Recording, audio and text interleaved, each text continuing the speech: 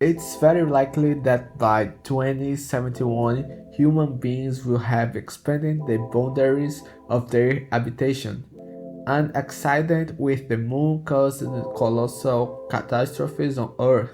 Those who survived lived on other planets that seem so far away today. Space and planets have been explored, but they still keep the secrets, their story and particularities. The Dark Ages have passed, but human beings remain the same. The stories of their lives are marked by dramas, joys, adventures, losses, and gains. In the end, it all comes down to how we deal with our past, just like in jazz, improvised, touching, and reflective. Life goes on. What is left behind marks us. The present is there, being lived, and the future can undergo changes and improvisations like the saxophone in a jazz ballad. Today, we're going to talk a little bit about Cowboy Bebop. The character of the cowboy emerged for the Western cinematic genre, which emerged in 1903 with the premiere of The Great Train Robbery with Bolton Billy and gaining more notoriety with John Ford in Time of Stagecoaches and Passion of the Strong, and also with George Stevens in Brutal Assault's Love. It was after the Vietnam War that the genre began to decline in the US due to the loss of its independent ideals and the growth of the spaghetti western as Italians began to take the reins to tame the horses. But ironically, it was Quentin Tarantino in 2012 who revived Sergio Scobutti's Django. The emphasis in the cowboy story often changes from country to country, but it usually tells of wandering man.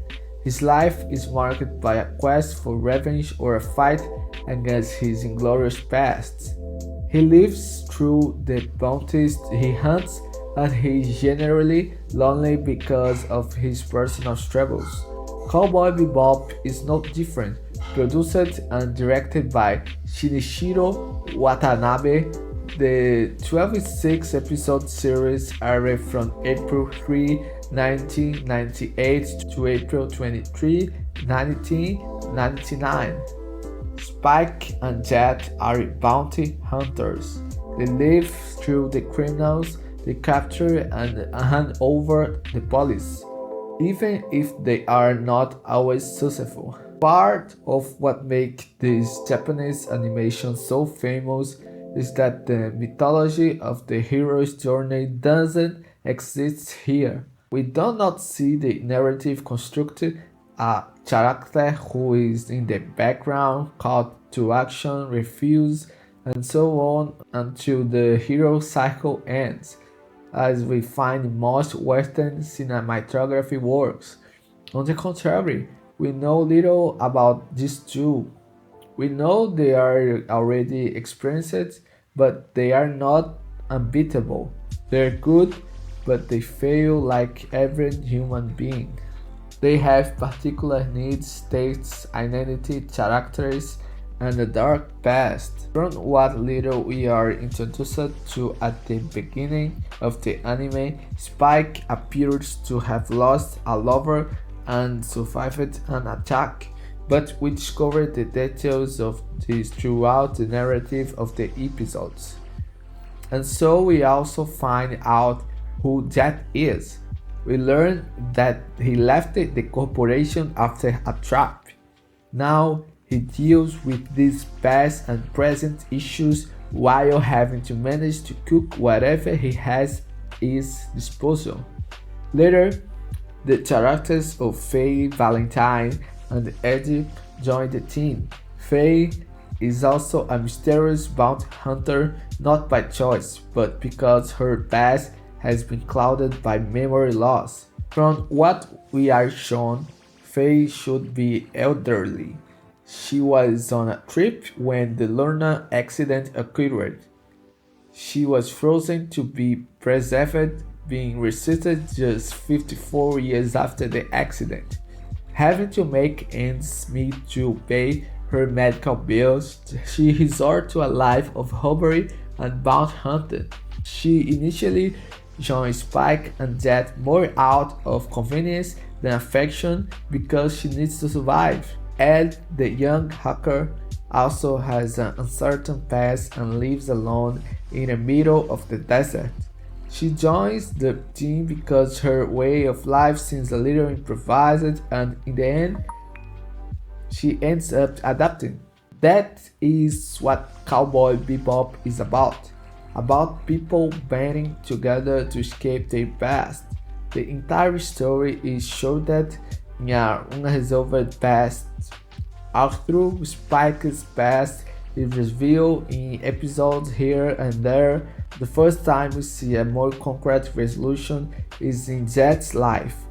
Jet ends up returning to the planet he came from and finds his ex-wife. Somehow, her expectations was to fix something with her, but he discovers that this was impossible. She herself says that life went on after him, that time passed, and she didn't sit still waiting for him to return.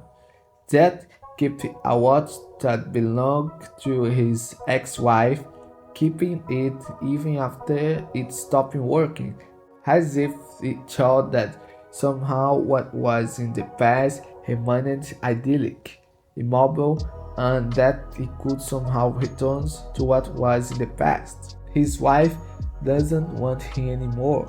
She's already with someone else. And Jet understands that in the end, all we can do is move on. He throws the watch into the sea precisely to mark the oblivion of the past that still torments him. For Jet, leaving the past behind meant moving forward. The same goes for Faye Valentine. Completely without memory, she finds some tapes that narrate her past. She finds out where she came from and returns to her home, but when she gets there, she finds only destruction. In an attempt to find her own identity in what was left behind, she ends up discovering that after all, there was nothing behind, and that this the lost memory could not give her back that past that she didn't even remember. She returns to the ship she always ran away from because she discovers she has nowhere else to go. The past is left behind, and she could only resolve what the past generated in her. Jet and Faye understand that they could not live stuck in the past, as the series itself says in the famous refrigerator episode. The moral is to never forget anything in the refrigerator. In the episode, Spike had forgotten a lobster in the fridge. The lobster mutated and began attacking the crew. Anyone knows that food left in the refrigerator for a long time spoils, regardless of refrigeration.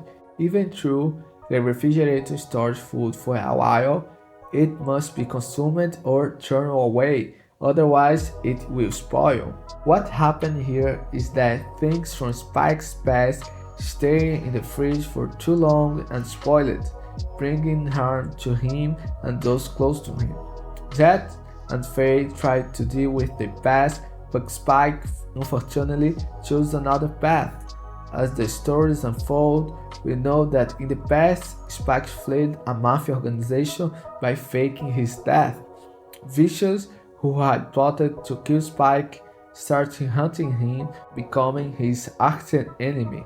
Julia, who was Spike's crush and was supposed to run away with him, was co-opted by Vicious to kill Spike, which she is unable to do. So, she also starts to live as a fugitive to avoid being killed.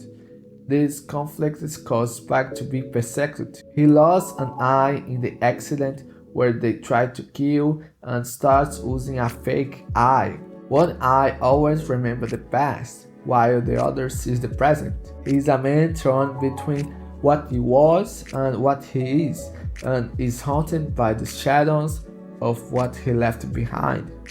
He realizes that his past, like the mutton lobster, could harm his companions. These unresolved issues by Vicious, his eye on the past, and the need for resolution culminate in the episodes 25 and 26, the last of the anime. Here we find Spike's fight with Vicious, which in the end is not a fight between two enemies, but a fight between two equals. Spike's big villain is not his mafia rival, but his own past. His mobster rival is more like him than he was willing to accept. Exactly in the middle of the animation's episodes, a shaman and a child observe what appeared to be a shooting star in the sky. You know it was a ship.